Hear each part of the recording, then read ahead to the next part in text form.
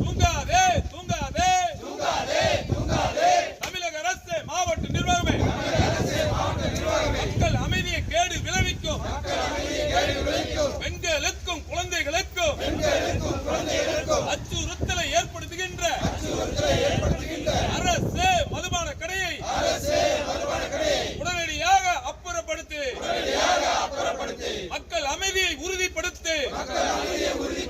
மக்கள் ஒற்றுமையை உறுதிப்படுத்து. தமிழக அரசு மாவட்ட நிர்வாகமே வேடிக்கை பார்க்காதே வேடிக்கை பார்க்காதே. பல கட்ட மனு அனுப்பியும் பொது மக்களின் கோரிக்கையை அலட்சியம் செய்யாதே அலட்சியம் செய்யாதே.